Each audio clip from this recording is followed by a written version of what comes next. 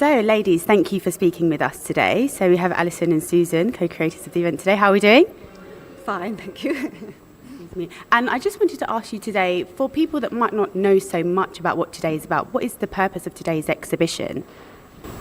The exhibition looks at the relationship between the Pre-Raphaelites and Van Eyck.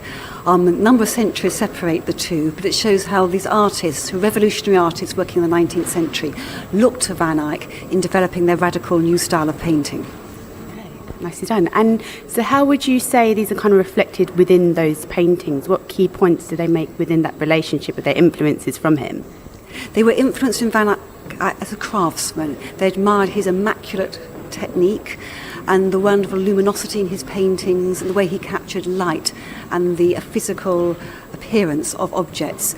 And they also liked the possibilities, the narrative possibilities his painting opened up. The Arnolfini Portrait was an enigma to the Victorians. It's still a mystery to us today, and they liked the fact that you had to sort of read into the picture for meaning. And so they looked to it, they looked at the painting very closely, and they adapted it in very different ways for their own purposes. Wow, okay, so how would you interpret that picture? You say everybody has their own kind of opinion. What's yours? I think it's about a couple in an interior, and there seems to be something very sort of solemn, ceremonial about it, with the lit candle, the slippers on the floor, or the patterns on the floor, the way they're holding hands.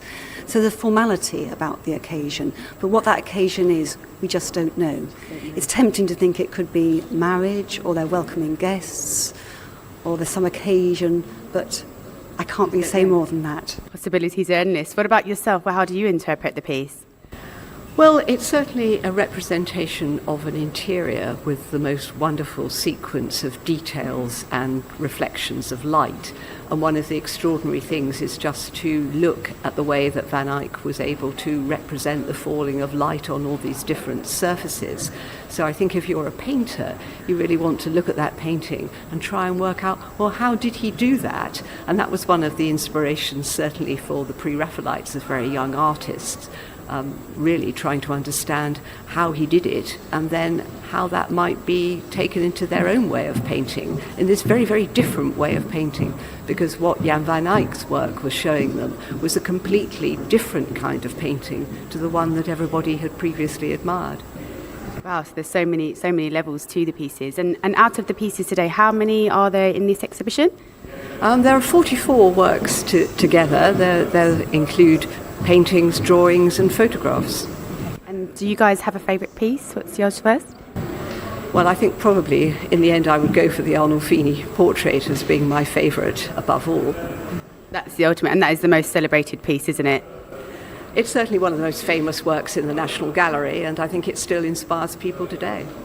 Definitely. And are you the same? Do you have the same piece in your favourites? Well, I love the Arnolfini Portrait. Because I represent the Tate, I would have to give an example from our collection. Mm-hmm. So I would point to Millet's Mariana, which is behind us here, which is a painting which is inspired by the Arnolfini Portrait, particularly in terms of the technique. And even though Millet was not actually using the same techniques employed by Van Eyck, he was using equivalents, and he was using some modern pigments, he was using sort of copal resin oil, to get this wonderful sort of glossy effect, the surface of the velvet dress and the thickness of the glass in the window. So he was, like Van Eyck, trying to create the flow of light and how it illuminates the different objects in the painting and create this wonderful sense of depth and atmosphere. Definitely, it is a beautiful piece. And can I just ask you, what do you feel the kind of importance is of the convex mirror in these pieces? The convex mirror is important because it brings the world outside the picture into the picture. It opens up all sorts of other possibilities, narrative, imaginary possibilities. Van Eyck used it to introduce other figures into the composition and to open up the whole question of what the painting is about. The Pre-Raphaelites used it in their work to bring in other worlds, real and imaginary and dreamlike. And Susan, do you agree? Do you have anything to add about the convex mirror?